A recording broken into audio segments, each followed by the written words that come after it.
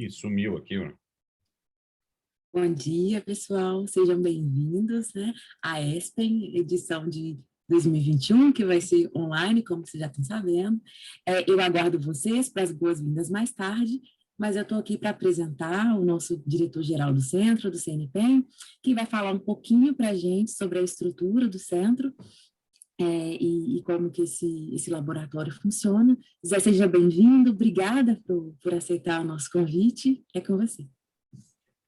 Obrigado, Ingrid. Bom dia a todos, né? É uma pena que é virtual, né? Que a gente não pode estar se encontrando pessoalmente, mas bem-vindos aqui por querer participar desse curso. Eu dou parabéns também para todos os organizadores dentro do CNPEM, dentro da SBF. Agradeço o Ministério pelo apoio e vou falar um pouquinho para vocês sobre o que é o CNPEM, né? Vocês depois vão ter várias aulas, eu entendo, várias palestras que vão detalhar, vamos dizer assim, as estruturas que eu vou mencionar, né? Em particular os cílios, que eu acho que eu vou mostrar vários filminhos, né? Que eu acho que o pessoal gosta de ver, principalmente porque não vai poder vir pessoalmente. Então, vamos lá.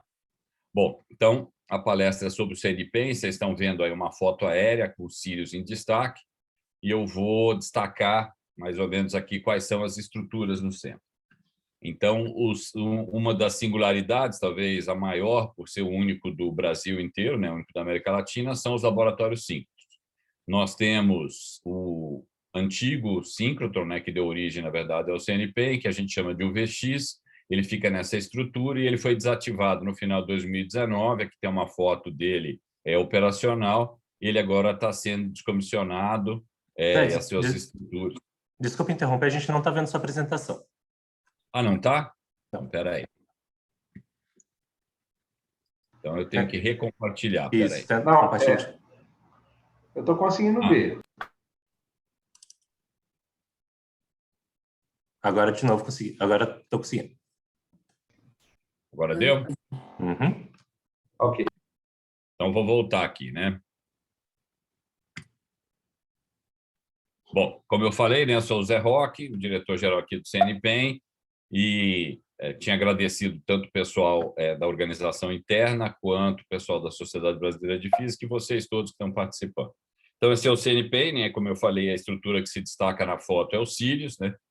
E eu vou detalhar um pouco cada um dessas estruturas aqui que a gente tem no campus. Então, a faixa que foi tudo bem? Posso seguir em frente? e por cima disso. Alô? Pois é, já mutamos a pessoa, pode continuar. Ah, tá. Então, como eu tinha dito, os síncrotrons se destacam no campus, né, por serem principalmente os únicos do país da América Latina. Aqui seria a estrutura do antigo síncrotron, que foi desativada no final de 2019. Aqui é uma foto do síncrotron quando estava operacional, e agora nós estamos descomissionando o síncrotron. E aqui está o Sirius, né, que é o novo síncrotron brasileiro, que já está iniciando sua operação, e eu vou falar mais dele bem mais para frente aqui na palestra. Nós ocupamos um terreno de 530 mil metros quadrados, e o original era um pouco menor, e devido à construção dos Sirius, nós ganhamos um terreno de 150 mil metros quadrados para chegar nesse tamanho.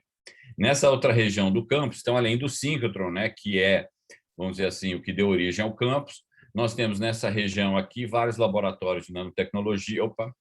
Vários laboratórios de nanotecnologia, se destaca o Parque de Microscópios Eletrônicos. Nós temos um único também, acho que só tem um outro na Austrália, ou no Hemisfério Sul deve ter um outro, que é o Titan Cryos, né, que é para criomicroscopia.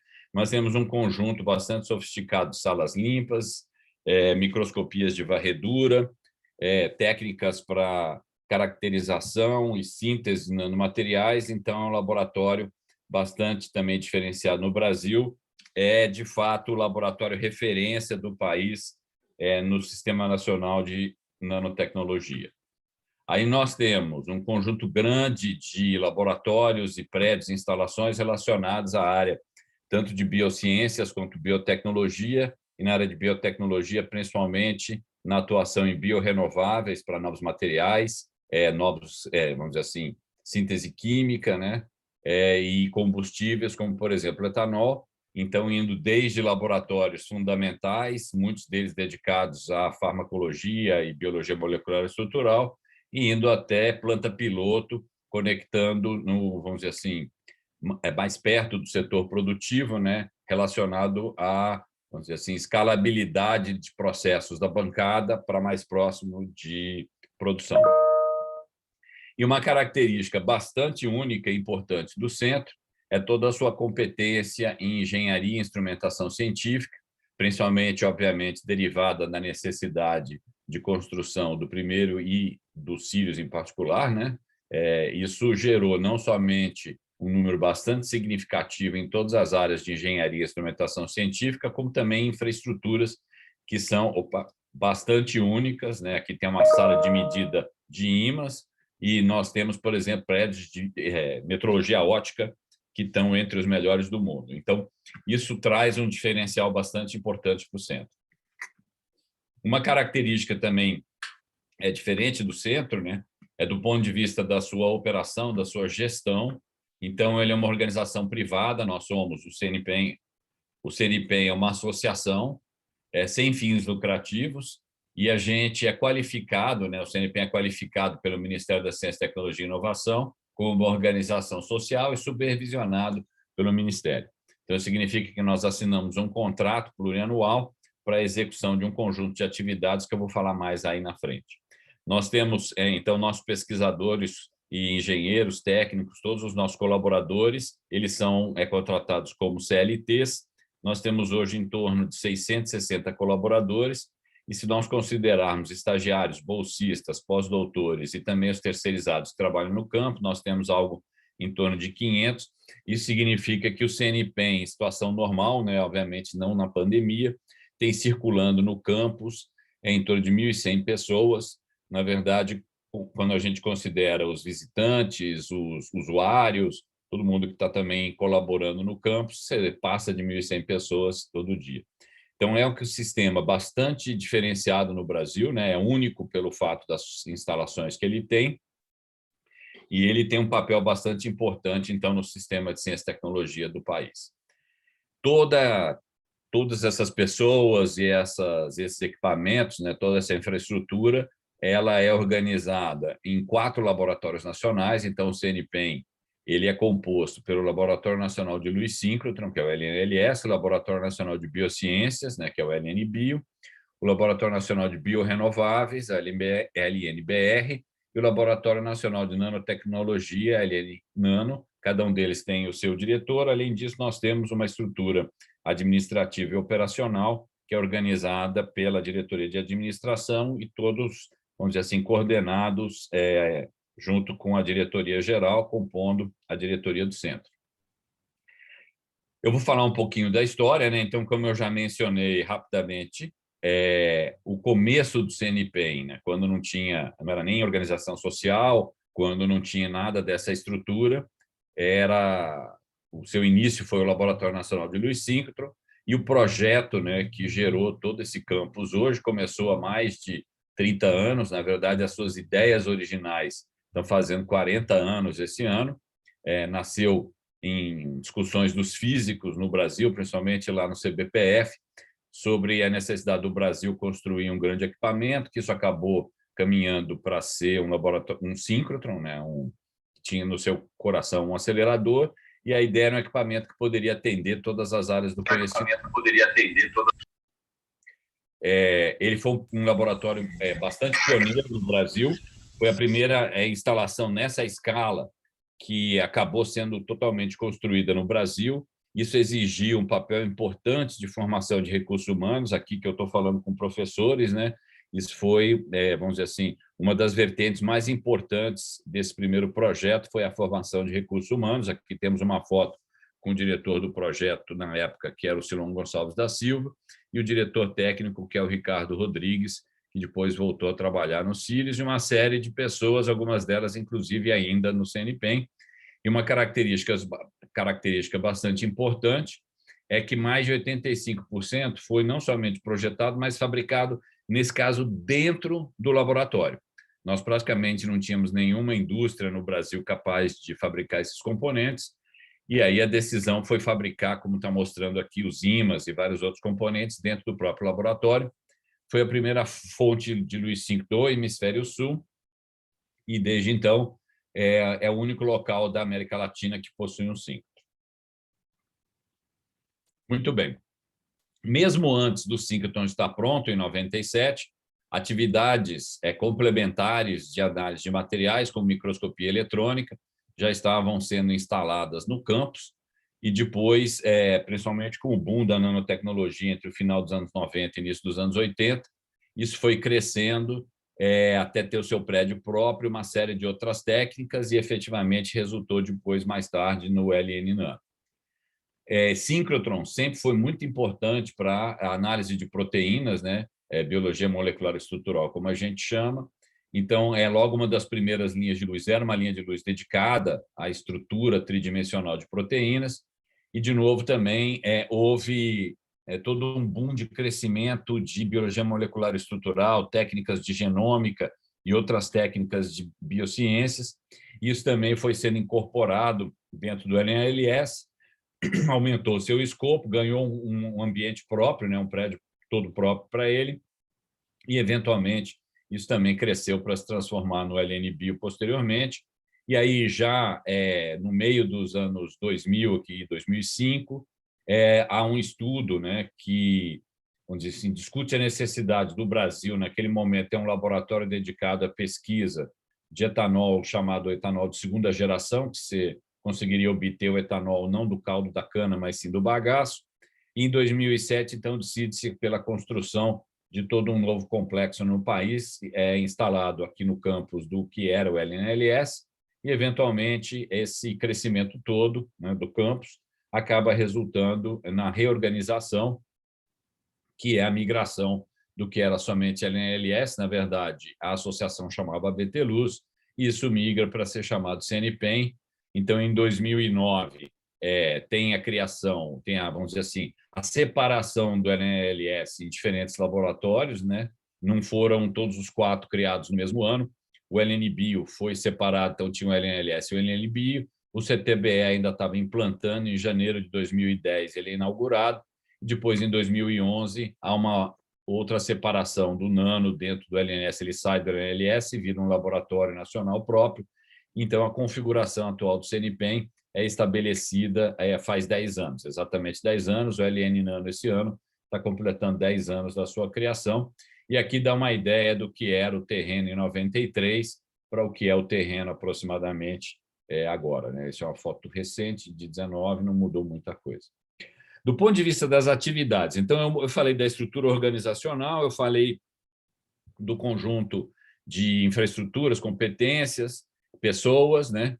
Como que o CNPEM também se organiza do ponto de vista da gestão. E aí nós temos agora a atuação dele, né? O que ele faz dentro desse, vamos dizer assim, contrato com o Ministério, com a expectativa dele dentro do Sistema Nacional de Ciência e Tecnologia. Então, nós temos as nossas atividades, a gente organiza, né, do ponto de vista gerencial também, e para acompanhamento e definição de metas, em 4 eixos de atuação. A primeira, que eu diria que é a mais tradicional e a que vamos dizer assim, que impacta talvez o Brasil inteiro do ponto de vista dos pesquisadores, né, que eventualmente vêm ao campo, são chamadas disponibilidade das nossas instalações abertas para a comunidade científica do Brasil e do mundo. Então, essa é a primeira linha de atividade nossa no campus, disponibilizar essa infraestrutura diferenciada, tendo em vista ganho de escala. Por exemplo, você não teria como construir síncrotrons em vários lugares do mundo, ou montar toda essa estrutura de microscopia eletrônica em todos os lugares do Brasil, quero dizer, então, repetir nas universidades, nos grupos de pesquisa. Então, você acaba concentrando isso num laboratório nacional e disponibiliza isso para o sistema de CIT inteiro. A segunda característica, que realimenta todas essas 4 estruturas, né, esses 4 eixos de atividade, eles são interrelacionados. O sucesso da missão do CNPEM depende do sucesso de todas elas. Então, nós organizamos também pesquisa e desenvolvimento interno. Ela tem, vamos dizer assim, algumas vertentes importantes. Uma delas, por exemplo, realimentar e desenvolver novas técnicas para disponibilizar para a comunidade externa. Então, através do desenvolvimento de técnicas, eu vou dar um exemplo mais para frente, você realimenta o eixo 1. Você interage com o setor produtivo, né, através de sua pesquisa e desenvolvimento, interage com empresas que têm projetos, apoiando a geração de inovação. Você também apoia o país, né, em áreas estratégicas, onde o nosso corpo de pesquisadores busca responder e resolver problemas que são importantes para o país. E você também desenvolve novas instalações, como, por exemplo, construir os cílios. As pessoas que estão desenvolvendo os cílios estão dedicadas a essa atividade, né? E aí eles, vamos dizer assim, disponibilizam isso depois de pronto para o eixo 1 e para o eixo 3 também. E, obviamente, como a gente está fazendo aqui, o que é o nosso chamado nosso eixo 4, que é de treinamento, educação e extensão. Então, nós temos não somente um curso como esse, né, importante que a gente está dando aqui, mas também cursos de treinamentos nas técnicas que o centro tem, treinamento de novos usuários, programas quando não estamos em pandemia de visitas. Estamos agora trabalhando no desenvolvimento de uma visita virtual do campus, que eu acho que vai ficar bem bacana, e divulgação de tudo que a gente faz para a sociedade, que inclusive é uma importante prestação de contas. Dando um exemplo do impacto vamos dizer assim, do eixo 1, né, de instalações abertas, né, num período de 2010 a 2018, né, onde dados foram consolidados aqui, vocês podem, inclusive, encontrar no site do CNPEM um relatório dos 10 anos de atividade do CNPEM, e lá vocês vão encontrar vários desses dados. Nesse período aqui, mais de 8.200 pesquisadores externos, né, separados, eles voltaram mais de um ano aqui, mas mais de 8.200 indivíduos foram impactados para quase 9.000 propostas de pesquisa ao longo desse período, para mais de 500 instituições de ensino e pesquisa do Brasil e do mundo, sendo que 14% desse pessoal que veio aqui eram de diferentes países. Contando o número de países, nós temos 36 diferentes nacionalidades. Então, é um impacto bastante grande, principalmente para jovens. Dos mais de 7.000 brasileiros que vieram ao campo, 65% são jovens pesquisadores. Então, isso para mais de 35, aproximadamente 35 diferentes laboratórios que foram abertos nas mais diversas áreas do conhecimento. Então, realmente, é um impacto bastante importante para o sistema de CIT brasileiro. Muito bem, do ponto de vista vamos dizer assim, caminhando para as suas áreas de pesquisa estratégica, né, um grande diferencial do CNPEM, que é importantíssimo na solução, principalmente dos problemas mais, vamos dizer assim, sofisticados, né, que hoje o mundo precisa resolver, por exemplo, como nas áreas de meio ambiente, áreas de energia renováveis, né, é a coexistência dentro desse campus, né, de equipes multitemáticas, né, e dessas infraestruturas diferenciadas. Então, o fato de você ter no mesmo campus físicos, químicos, biólogos, geólogos e vários engenheiros, né, técnicos, sem, vamos dizer assim, todos pertencentes ao mesmo local, à mesma estrutura, podendo circular e interagir de forma dinâmica todo dia, é um enorme diferencial para você poder abordar problemas sofisticados, né? E é uma grande vantagem competitiva, né? Poucos lugares do mundo têm um síncrotron, toda essa, vamos dizer assim, sofisticação na área de nano, de biologia. Então, é realmente um centro bastante singular no mundo, tá? Nós temos algumas das instalações que são dedicadas somente à pesquisa, então nós acabamos tendo internamente um número maior de instalações do que aquelas que são disponibilizadas, algumas delas apoiam somente essas áreas de atuação estratégica. E temos, então, ferramentas que são fundamentais para a investigação e caracterização da estrutura da matéria, nessa escala atômica e na nanoescala, e atuamos bastante na área de fármacos e biofármacas, micro e nanofabricação, e bastante nessa área de biotecnologia industrial. E, com isso, a gente atua olhando em grandes áreas, né? Em problemas importantes, por exemplo, em agricultura, que é uma área bastante relevante no país. Então, hoje nós temos pesquisas bastante importantes em solos, em sementes, interação de fertilizantes com raízes, além de olhar, vamos dizer assim, a transformação da biomassa, né, em diferentes, agregar valor a essa biomassa, que seria um grande diferencial possível para o país. Na área de saúde, né? Nós temos desde pesquisa básica fundamental sobre questões de doenças, até o desenvolvimento de fármacos, biofármacos, e também de sensores e diagnósticos para apoiar todo o sistema de saúde brasileiro.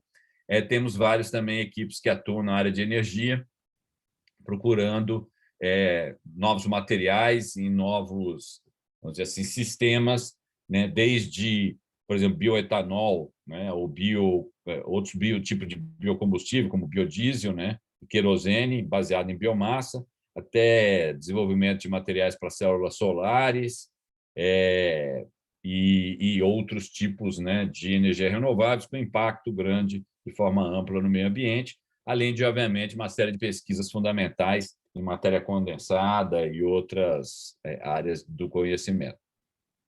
Uma característica importante desses problemas sofisticados nessas diferentes áreas é a sua necessidade de ferramentas que olhem no que a gente chama multiscala. Então, olhando um exemplo aqui sobre uma questão importante, vamos dizer assim, na área de saúde e do conhecimento humano, que é, por exemplo, o funcionamento do cérebro, você tem que, para realmente compreender, né, como que o cérebro funciona e doenças neurodegenerativas e outras questões relevantes sobre o funcionamento do cérebro, você tem que ir desde o conhecimento da sua organização, de como que esses neurônios se organizam, se conectam, né, fazem suas sinapses, então, ao conhecimento individual dos seus neurônios, né, e de sua estrutura, até como que você, na região das sinapses, consegue olhar, por exemplo, a troca dos neurotransmissores e como que isso se faz nessa escala agora de moléculas que são exatamente esses neurotransmissores. Então, você precisa de ferramentas que olhem desde a escala de moléculas até algo como a organização das células no cérebro. Então, esse é um problema claramente de multiscala, tanto espacial quanto dinâmica. Indo para a questão de energia que eu falei, por exemplo, dando um exemplo aqui de baterias de lítio, você precisa entender, por exemplo, para melhorar essas baterias, fazê-las serem mais eficientes, mais seguras, entender como que a movimentação por exemplo, do lítio ao longo dessa bateria, e uma bateria, na verdade, ela não vamos dizer assim, um único material muito bem organizado, ela é fabricada de tal maneira que você tem uma série de, vamos dizer assim, é um compósito, né, com uma organização na nanoescala, cheio de interfaces, eventualmente defeitos, e você precisa ir desde o conhecimento do seu material base, das suas propriedades, até na organização dessa nanoescala e caminhando para como que de fato, o funcionamento, né, através dessa organização, vai resultar no funcionamento da sua bateria. Então, você precisa de ferramentas especiais que cubram essas escalas diferentes e que possam trabalhar principalmente com sistemas que não são necessariamente todos assim organizados e bonitinhos como um cristal, mas que sejam desordenados. E você, além disso, gostaria de ter ferramentas que te deem respostas dinâmicas nessas diferentes escalas. Na biologia, para entender problemas de saúde, isso claro, também é fundamental. A gente gostaria de entender, como eu já mencionei no caso do cérebro, desde a organização de proteínas até como que isso se organiza, vamos dizer assim, em estruturas dentro da célula, eventualmente a célula, que se organiza em tecidos, e esses tecidos formando os seres vivos. E você gostaria de entender, né, obviamente, do ponto de vista de doenças, né, se a gente for pegar, por exemplo, agora o vírus, você gostaria de entender desde assim, proteínas que são importantes para o vírus na busca de, eventualmente, remédios, até como que o vírus invade a célula e controla a célula, até como ele, eventualmente, danifica tecidos, né, de forma ampla, como, por exemplo, o pulmão. Então, você precisa de técnicas, né, para poder te dar esse conhecimento amplo aqui da molécula, o organismo. O CNPEM, aqui, obviamente, não é um desenho muito fácil de ser enxergado, mas a ideia é que, tendo isso em mente, nós temos no centro, né, um conjunto de técnicas que são disponibilizadas nesses 4 laboratórios nacionais, que cobrem diferentes escalas espaciais, certo? Desde fração de nanômetro lá na microscopia eletrônica, até micrometros em várias técnicas de microscopia, por exemplo, de fluorescência na biologia, podendo abordar, então, esses problemas complexos, né, seja questões de materiais orgânicos ou inorgânicos, e também com diferentes resoluções temporais para entender os processos dinâmicos associados a isso. Um exemplo recente, por exemplo, de colaboração dos diferentes laboratórios nacionais, utilizando esse tipo de ferramenta, foi, vamos dizer assim, a recente descoberta, né, da estrutura de um outro vírus, um vírus importante aqui no Brasil e na América Latina, que é o vírus Maiaro. Pela primeira vez foi obtida a estrutura tridimensional, vamos dizer assim, da organização, né, do que é o vírus, né, externo. Não estamos olhando a parte interna dele, onde tem o seu material genético, mas essa organização aqui é fundamental para você poder entender como que ele invade a célula, como tentar procurar maneiras de impedir a atuação desse vírus. Então, você precisa de uma série de técnicas, vamos dizer assim, de biociências para conseguir manipular esse vírus e poder levá-lo lá nos nossos laboratórios de criomicroscopia e, eventualmente, fazer todo o processamento de dados dessa imagem, né? Uma técnica que exige muito de análise de dados para você conseguir chegar finalmente nessa estrutura e ajudar a avançar o conhecimento. Ainda na área de bio, né?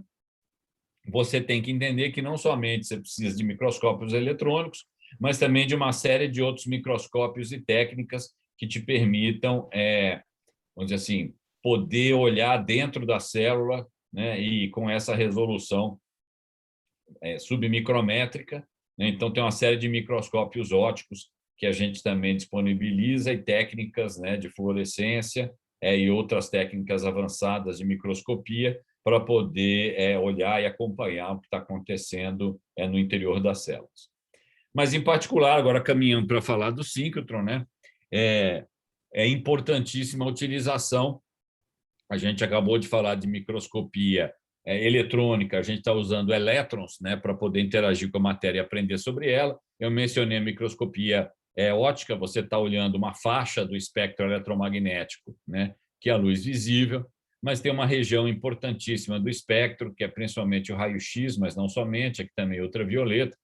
E aqui também não vou esquecer do infravermelho, senão a Ingrid vai brigar comigo, porque ela tem trabalhado bastante nessa técnica de infravermelho, importante também para a identificação de uma série de propriedades moleculares.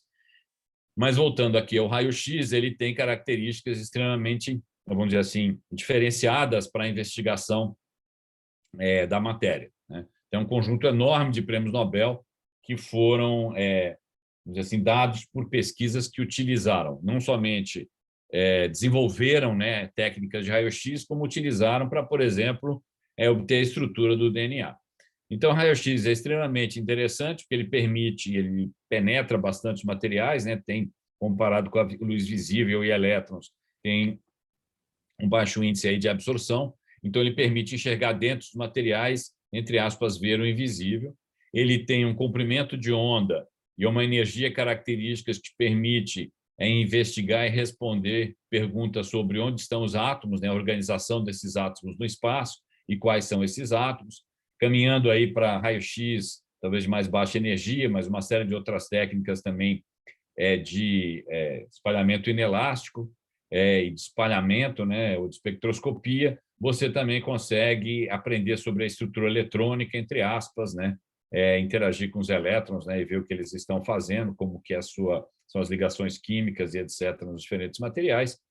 E utilizando o momento magnético aí dos fótons, você também consegue aprender sobre a estrutura magnética dos materiais, né, interagindo aí com o momento magnético dos elétrons nos materiais e responder perguntas sobre o magnetismo e as propriedades magnéticas. Então, é uma ferramenta extremamente versátil e extremamente importante. Então, você gostaria de ter uma fonte para você ter todo esse estudo mais avançado, você gostaria de ter uma fonte intensa, né, do que a gente chama de alto brilho, que possa ter um espectro contínuo para poder, vamos dizer assim, investigar numa faixa ampla os diferentes tipos de materiais e penetrar diferentes tipos de materiais.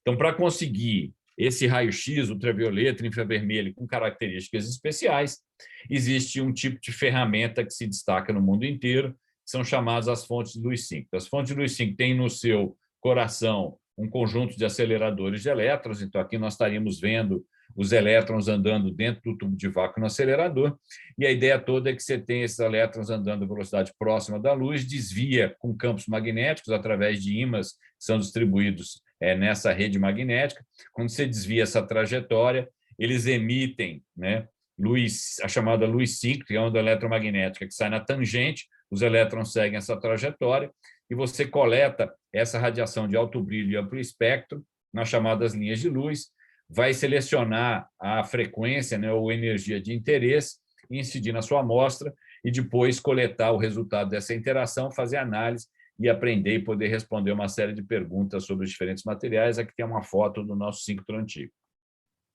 Você tem um conjunto aí de algumas dezenas de fontes de luz síncrona de diferentes, vamos dizer assim, capacidades distribuídas ao longo do mundo, né? É uma fonte que mudou o patamar, quer dizer, um equipamento, né? Que mudou o patamar no estudo da matéria, tanto orgânica quanto inorgânica. Por exemplo, na área de proteínas, né, estrutura de proteínas, mudou completamente o patamar do número de proteínas que foram obtidas aí ao longo dos anos, e cada vez mais a importância desses equipamentos aí só aumenta no mundo. Tá? O que se busca são fontes com que a gente chama de maior brilho, ou seja, é muito intensa e altamente colimada e sendo emitida numa área bastante pequena, porque isso permite que você faça, por exemplo, microscopias, faça todos aqueles exemplos, vamos dizer assim, obter aquelas informações sobre os materiais, mas numa região focal bastante pequena, então você vai poder fazer microscopia com varredura com resolução nanométrica, e para isso, se você quer que essa distância seja pequena, e você ainda tem um fluxo grande de, vamos dizer assim, de fótons, né, chegando no seu detector, você precisa de alto brilho. Quanto menor esse delta, maior esse brilho, para você conseguir ainda ter um sinal bom. E, principalmente, se você tem essa fonte bastante intensa, altamente colimada e vindo de uma área bastante pequena, apesar de não ser, entre aspas, um laser, né, ele não é um laser, mas ele vai ter características de fluxo coerente, né, a frente de onda oscilando em fase, que vai ser, vamos dizer assim, você vai ter esse fluxo bastante alto, e esse fluxo para um dado comprimento de onda, esse fluxo coerente, depende também de maior brilho. Isso vai te permitir usar uma série de técnicas que caminham aí para você obter, vamos dizer assim, imagens tridimensionais ou tomográficas. O Sirius, que eu vou falar um pouquinho mais aqui para frente, ele é uma das fontes que está sendo projetado no mundo para ter maior brilho, né, na sua faixa de energia. Eu falei tanto do brilho, que tem uma foto, uma figurinha aqui que ilustra, né, entre uma lanterna e uma ponteira laser. Uma laser tem muito mais brilho do que essa lanterna, é muito intensa, com amplo espectro, e é bastante pequeno e colimado. O amplo espectro é uma característica importante do síncrono, não está diretamente relacionada com brilho, e essa grandeza é definida para cada banda passante, né, para cada região de frequência. Então, ao longo dos anos, aqui você tem nessa figura azul o crescimento do brilho para as diferentes fontes de luz síncrona, que a gente caracteriza, organiza em diferentes gerações tecnológicas, e o mundo está chegando hoje no que é chamada quarta geração de fontes de luz síncrona desse tipo, como o Sirius. Só 3 no mundo hoje estão operando, o Sirius é uma dessas 3, então o Brasil hoje está na liderança mundial na geração de luz síncrona, e é um projeto que a gente se orgulha bastante, porque, inclusive, ele não somente é pioneiro no mundo, como é desenvolvido também com tecnologia brasileira. Então, eu mencionei que essa alta coerência ela permite que você possa fazer, né, utilizar uma série de técnicas que vão te permitir ter imagens tomográficas, mas não como essas que estão mostradas aqui, mas com resolução micrométrica e submicrométrica, em algumas delas chegando a poucos nanômetros de resolução. Então, todos nós sabemos, quando vamos ao hospital, a importância de você ter uma imagem tomográfica ao invés de somente uma imagem bidimensional. Isso te dá um conhecimento e uma compreensão, né, sobre o sistema muito maior, e é isso que a gente está mirando com o Sirius, uma série de técnicas que vai te permitir obter essas imagens 3D, mas não somente com informações estruturais, mas também podendo compor com informações químicas ou outras grandezas, como o momento magnético, ou características de estados de oxidação distribuídos tridimensionalmente e superpondo com essa organização espacial. Para dar um exemplo, né, para que isso tenha sucesso, nós precisamos trabalhar em conjunto aqui, né, através de todas essas competências que eu mencionei, desenvolvendo não somente os sistemas, né, de instrumentação, como o Sirius inteiro, aqui é uma antiga linha de luz lá, um síncrotron antigo UVX, mas você tem que desenvolver, então, esses equipamentos, essa instrumentação, treinar pessoas, desenvolver técnicas de preparação de amostras, desenvolver os sistemas de computação científica e software para fazer análise, todas as técnicas de medida, ou seja, é um trabalho complexo e totalmente multidisciplinar para chegar aqui no final, por exemplo, a uma imagem do coração. Cada um desses desenhos aqui é uma célula. São, acho que pela primeira vez no mundo você tem vamos dizer assim, imagens tão detalhadas do coração, e isso é importante para o seu funcionamento. E aqui são técnicas para, como eu falei lá no cérebro, conseguir enxergar neurônio a neurônio. Então, isso daqui foram desenvolvimentos ao longo dos últimos anos, envolvendo um conjunto grande de pessoas, se preparando para quando o Sirius estivesse entrando em operação, você já ter tudo, vamos dizer assim, engatilhado para poder explorar ao máximo do que o equipamento vai permitir. Então, esse é o Sirius, né? Agora, com o seu prédio pronto. Ele é um prédio de 68 mil metros quadrados, ele tem características todas especiais, do ponto de vista, principalmente, de estabilidade do seu piso, né? Foi feito todo um desenvolvimento, eu vou mostrar algumas imagens aqui para frente, de projeto e depois construção desse piso. Foi necessário cavar aqui em torno de 3 metros de profundidade para você poder remover toda essa terra na região onde vão ficar os aceleradores, colocar em torno de 1.300 estacas, né, que estão sendo distribuídas aqui ao longo de mais ou menos meio quilômetro de perímetro nessa região onde os aceleradores vão ficar, e depois você vai pegando essa terra que você retirou, misturando com cimento, recolocando e recompactando. Então, aqui mostra mais ou menos um trecho onde você já estava preenchendo versus um trecho que ainda ia ser preenchido durante a obra, e aí chegando aqui ao final. Aí, uma vez que você terminou de recolocar essa terra, né, você ia ter na região do túnel, né, que colocar, vamos dizer assim, uma camada de concreto de 90 centímetros, e tinha enormes dificuldades para fazer essa concretagem, porque no final essa rosquinha, né, que ia fechar aqui de meio quilômetro, não ia poder ter nenhuma junta de dilatação, ela ia ter que ser uma peça única, então isso trazia uma enorme dificuldade de como é que você ia construir, e ela também tinha que ter um altíssimo grau de alinhamento. Você não podia ter nesse meio quilômetro um erro de posicionamento absoluto de altura de mais ou menos 1 centímetro. Aqui tem umas imagens de como que era o processo de concretagem, né? Com bastante ferragem, né? Nessas camadas. Você fez isso em 20 pedaços, deixava uma espera de mais ou menos 2 metros e depois vinha e emendava. Tivemos que desenvolver uma série de técnicas para a questão da própria engenharia civil para a manufatura desse piso, e a gente está muito feliz que o piso atingiu todos os parâmetros de especificação. Tá? Aqui nós vamos ver uma vista aérea rodando o prédio, então você tem aí em destaque a saída das 6 linhas de luz mais longas, né? Boa parte delas está sendo construída agora, e algumas já, a Manacá já entrou em operação, outras estão para entrar em operação agora em agosto. Né? No interior do prédio, você tem toda uma área de infraestrutura para funcionamento dos equipamentos do próprio prédio. Aqui na frente é a entrada principal. Lá no fundo, bem ao fundo, você vai ter a subestação de energia elétrica que hoje alimenta o campus. E a gente agora vai ter um filminho mostrando como é que foi todo o processo de construção. O Sirius, ele tem na sua frente, né, na sua fachada, é o único local que tem 4 andares. Ao longo do resto do prédio, ele tem 3 andares. O último andar é um andar somente para acomodar infraestruturas.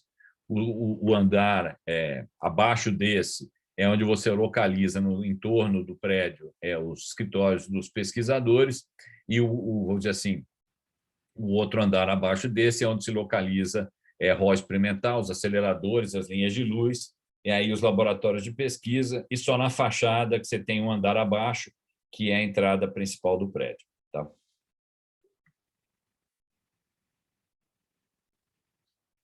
Então, aqui está uma imagem esquemática, né, como eu falei, do prédio. Aqui tem em vermelho, que seria o esquema das linhas de luz. O Sirius vai poder ter até 38 saídas de linhas de luz, entre saídas do que a gente chama de onduladores, né, os dispositivos de inserção, e dos dipolos. Essa primeira fase do Sirius, no projeto que a gente está executando, né, com o apoio do Ministério da Ciência e Tecnologia, nós temos 14 linhas de luz. A gente espera que entre dezembro e janeiro do ano que vem a gente tenha 7, né, ou seja, metade dessas linhas de luz já entrando em operação. E como eu mencionei aqui, né, nessa região azul, você tem o que a gente chama da blindagem. Aqui começa a trajetória dos elétrons no acelerador linear, transfere eles para dentro do túnel. Na parte interna, você tem, ainda dentro do sistema de injeção, que a gente chama de booster, que recebe os elétrons do acelerador linear e aumenta a energia desses elétrons, e depois transfere para o anel de armazenamento. Então, agora eu vou mostrar alguns filminhos. Ele é um síncrono de 3 GeV, de 3 bilhões de eletronvolts. Aqui tem um filme da montagem, né, dos aceleradores dentro do túnel. Como eu falei, na parte interna, você tem o booster. Na parte mais ou menos central aqui desse túnel, você tem o anel de armazenamento. O anel se divide em 20 trechos que são idênticos. Você vai colocando, a partir do piso, né, o que a gente chama desse bloco de concreto, aí os berços metálicos. Em cima dos berços, você coloca todos os ímãs, e no centro desses ímãs as câmaras de vácuo, onde os elétrons vão circular. Esse acelerador foi montado ao longo do ano de 2019. Obviamente, a gente ainda tem alguns ajustes para fazer, mas ele já está funcional e permitindo que pesquisas sejam feitas. Aí nós vamos agora dar um passeio por dentro do túnel do Sirius, agora totalmente pronto. Então, são imagens reais. Então, tudo começa aqui no canhão de elétrons. Esse é o acelerador linear. No final dele, você chega a 150 milhões de eletronvolts. Você tem aí um pouco mais de 20 metros de acelerador linear. Transfere para o booster, né, nessa parede interna, aí já perto de 500 metros, um pouquinho abaixo de 500 metros. Uma hora que você chega em 3 GeV, você transfere os elétrons para o anel de armazenamento, que é subdividido em 20 trechos idênticos. E quando você desvia a trajetória desses elétrons, ou nos ímãs centrais ou nos onduladores, você extrai a luz síncrona tangente, coleta nessas chamadas linhas de luz, né, que você daí sai do túnel central e tem a radiação, né, raio-x, infravermelho e ultravioleta, atingindo, atravessando as linhas de luz e atingindo a região da cabana experimental. Então, aí você está aqui falando agora de fora da blindagem, né, que você tem as chamadas linhas de luz. Aqui tem uma imagenzinha de uma delas. Aí vou mostrar um filminho também de como que são essas montagens. Então, você tem o túnel, né, ele é todo dentado, né, ele tem esses orifícios aqui embaixo, que é justamente para a saída da linha de luz. Você sempre encosta nessa região dentada, a primeira cabana, que é a chamada cabana ótica. Aqui tem os primeiros equipamentos, né, após a blindagem, onde muitas vezes você vai já monocromatizar, ou você vai fazer, vamos dizer assim, retirar parte da potência, ou focalizar. Você vai preparar o feixe para ele ter a sua continuidade. Dependendo da extensão da linha, você tem outras cabanas óticas, ou você já tem o feixe atingindo os primeiros locais onde você já vai fazer o experimento, como, por exemplo, aqui a montagem da cabana, da primeira cabana experimental, que é a linha chamada EMA, né, de condições extremas, né, você vai ter pesquisas com altas pressões, temperaturas, altos campos magnéticos, baixas temperaturas também. Então, você vai montando essas estruturas. Como eu falei, o Sirius prevê no futuro que você possa até ter da ordem de 38, vamos dizer assim, extrações como essa, e para cada extração você pode ter mais de uma estação experimental, como é o caso, por exemplo, da IP. Então, essa era a situação da linha Manacá, que é a primeira linha que entrou em operação no Sirius em novembro de 18. Aqui já ela mais avançada em 19, e a Manacá entrou, fez os seus primeiros experimentos científicos em julho de 2020, com cristais de uma das proteínas do Covid, né? O ano de 2020 foi o ano que o mundo entrou na pandemia, né?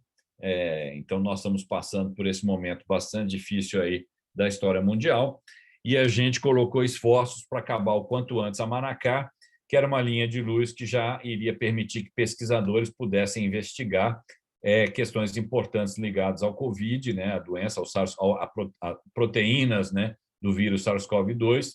Nesse caso, foi o primeiro teste feito com a chamada proteína 3CL.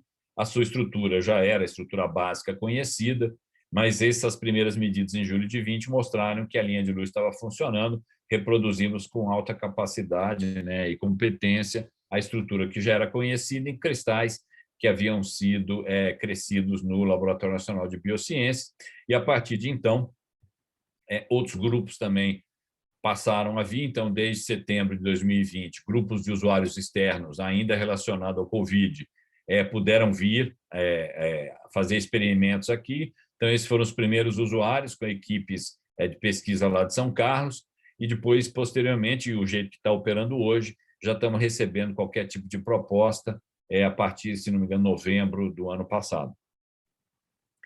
E esses primeiros experimentos que foram feitos pelos usuários externos, a gente ficou muito feliz de saber que saiu agora, né, nesse mês, o primeiro artigo científico com os resultados, né, de medida, né, o que eles vieram medir no síncrotron, agora foi publicado, e obtiveram já regiões interessantes, né, ou vamos dizer assim, informações importantes sobre proteínas do SARS-CoV-2, o que daí pode ajudar a buscar por moléculas que eventualmente atuem como fármacos. E esse artigo ganhou, inclusive, destaque na semana passada, saindo, inclusive, na página inicial do UOL, quando ele foi divulgado aqui. Tá? Como eu falei, então, você vai poder ter 38. Das 38, nós temos 14 nessa fase que a gente apresentou para o Ministério, mas nós já temos um planejamento até um pouco além de 19 linhas de luz, ou seja, já é metade, né, do que é possível colocar. A gente está nessa fase 1A, né, que teria Carnaúba, que é a linha mais longa, de 150 metros. A Cateretê deve entrar em operação agora em agosto. A EMA, talvez setembro, vamos dizer assim, deve entrar em operação. A Maracá, que eu falei, já está operando. Aí você tem, provavelmente, depois a IP, talvez aí outubro, novembro, vai depender de quando que a gente consiga terminar algumas atividades importantes, e a Mogno, depois, finalmente, lá para dezembro, se tudo correr bem, apesar de que a gente deve entrar antes com a Mogno.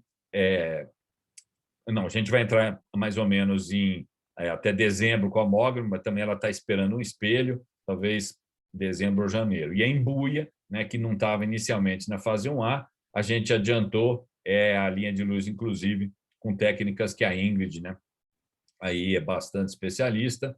Ela deve também estar entrando agora em breve ainda com um laser, né, e depois, posteriormente, também, imagina, até o fim do ano, funcionando, quando também chegar um espelho que está aguardando. Então, a gente deve ter 7 linhas de luz entre o final do ano e janeiro, por aí. E depois mais outras 2 nos primeiros meses do ano que vem. Uma outra característica importante, que da mesma forma que o primeiro projeto, né, a grande parte dos recursos e desenvolvimentos foram feitos no país, mas agora, dessa vez, a gente procurou interagir com todo o sistema, vamos dizer assim, de empresas de alta tecnologia do país, nas mais diferentes áreas do conhecimento, e a gente é muito feliz em dizer que conseguimos envolver dezenas de empresas, né, desde startups como a Capitec no desenvolvimento de detector de raio-x, até grandes empresas como a VEG, que ela fabricou os quase 1000 ímãs, né, da ordem de 1000 ímãs para o funcionamento dos cílios, né, passando por várias outras empresas, algumas delas hoje com, vamos dizer assim, capacidades que são bastante únicas no mundo e podendo competir no mercado internacional. Eu vou concluir minha palestra com um filminho aqui sobre o CNPEM, um filme que foi feito pelo pessoal da nossa área de comunicação. O Renan, que conversou com vocês, é da nossa área de comunicação. Eu vou até deixar vocês aqui lerem o que está sendo escrito. É um filminho que, mais ou menos, dá uma ideia, né, sobre o CNPEM. Aqui são organoides, você mostrando as técnicas, né, de obtenção de imagens 3D com organoides. Fala das nossas áreas de atuação em saúde, em energia, em agricultura.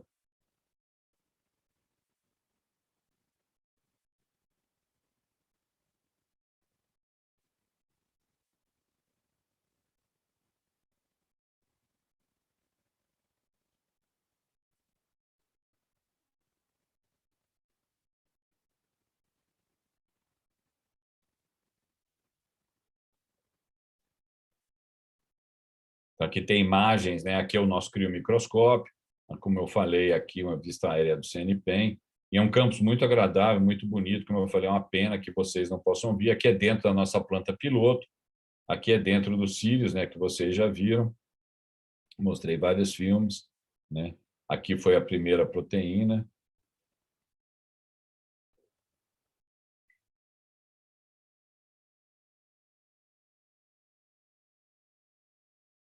Alguns dos nossos laboratórios de biociências, né, o pessoal trabalhando nas bancadas.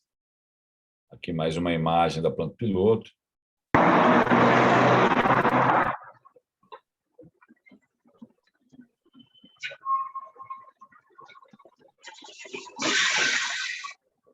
Aqui o pessoal preparando espelhos para ir para os cílios.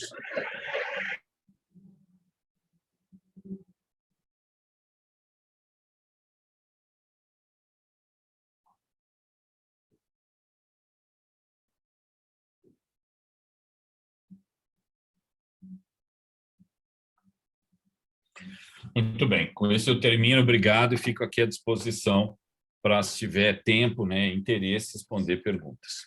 Obrigado, Zé. A gente vai fazer algumas perguntas. As que não forem Tá bom. respondidas, eu vou colocar a resposta por escrito depois para os professores, tá bom?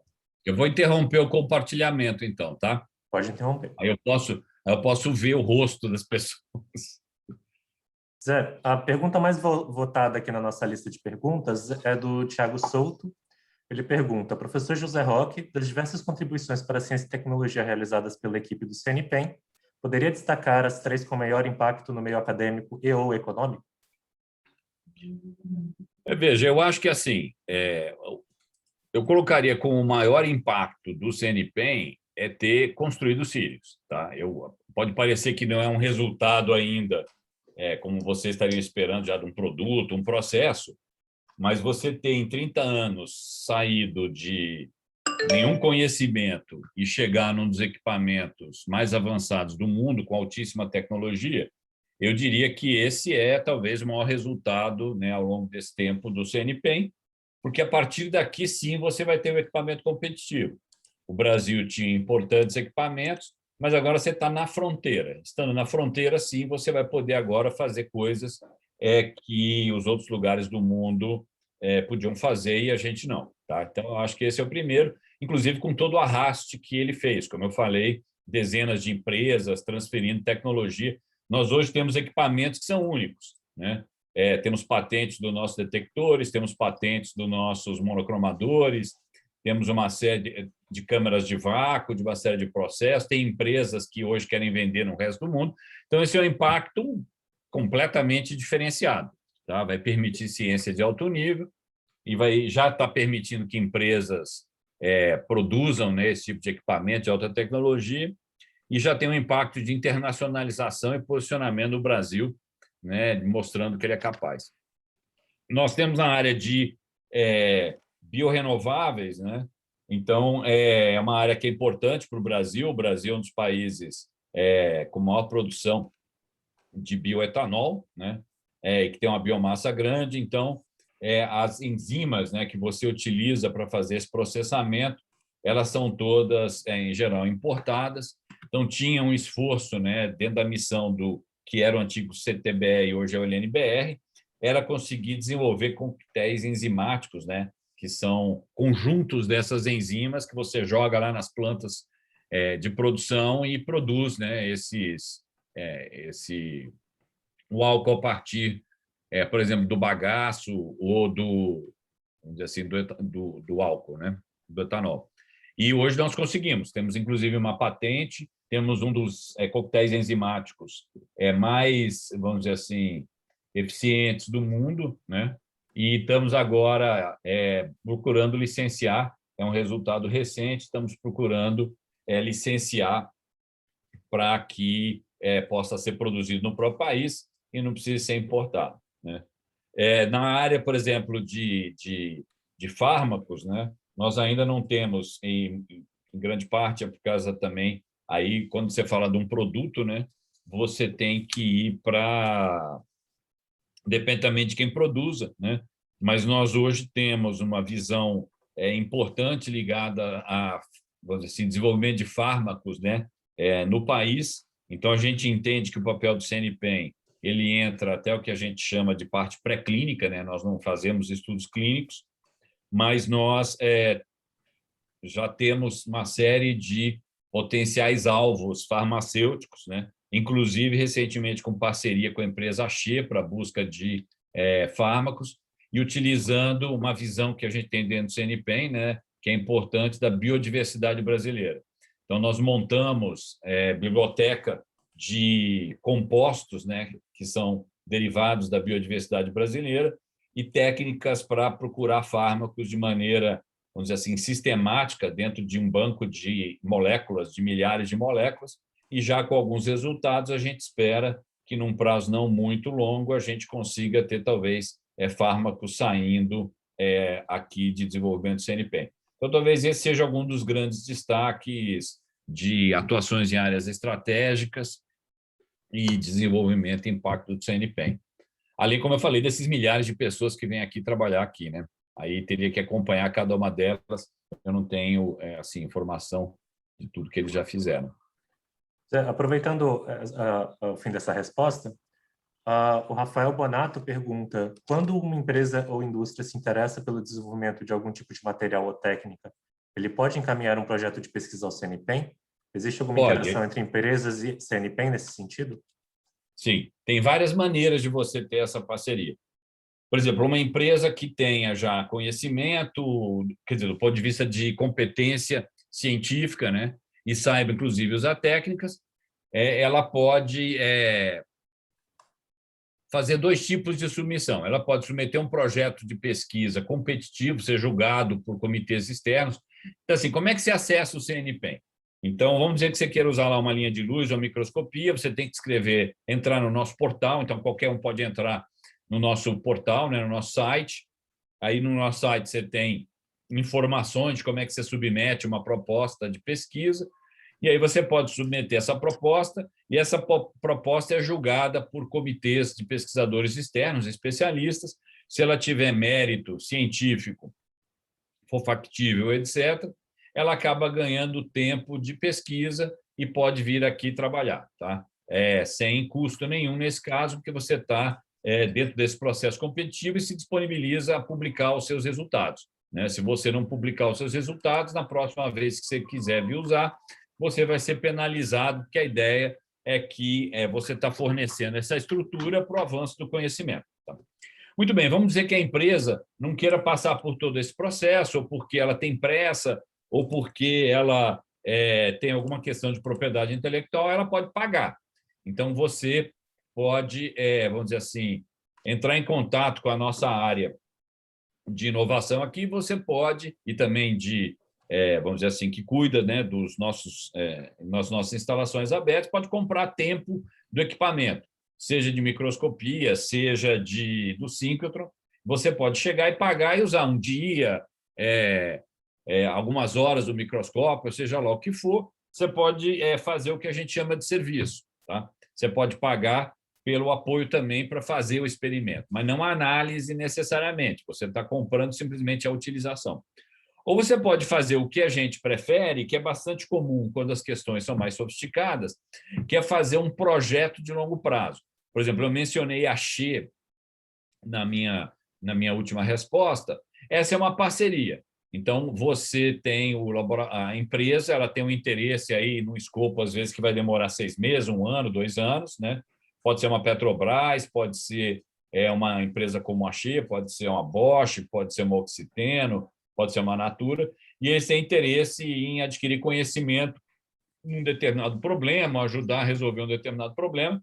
Aí a gente pode estruturar um projeto que vai envolver pessoas da empresa, pessoas do CNPEM, novas pessoas eventualmente contratadas, tempo dos equipamentos, aí vai envolver também, vamos dizer assim, o envolvimento intelectual do nosso pessoal, e isso vira vamos dizer assim, um projeto de longo prazo pago pela empresa, ou que tem se tornado bastante comum hoje no Brasil, através do apoio de certas estruturas, né, de apoio à inovação, como a chamada Embrapi, que é também uma outra organização social do MCTI, que justamente fornece recursos para que empresas interajam com centros de pesquisa. Então, tem várias maneiras, tá? E a gente tem, vamos dizer assim, um portfólio que tem crescido com várias empresas e várias áreas do conhecimento. Obrigado, Zé. As outras perguntas a gente vai responder ao longo dessa semana pelo Q&A, e também a gente deve responder algumas perguntas na aula de dúvidas no fim do dia. Perfeito. Ingrid, você quer falar alguma coisa? Eu queria só agradecer de novo, Zé, por aceitar o nosso convite. É sempre bom te ouvir, muito obrigada. E para o pessoal que está aí assistindo online, a gente vai continuar agora com os vídeos que já estão gravados, e a gente se vê ao vivo após o intervalo do horário do almoço. Obrigada, pessoal. Tchau, pessoal. Aproveitem, tá? E espero em breve poder vê-los todos aqui, né, pessoalmente no CNPEM. Tchau, pessoal. Tchau, Ingrid. Obrigado. Tchau, Renan. Obrigado e parabéns, tá? Tchau, tchau. Tchau, Zé Roque.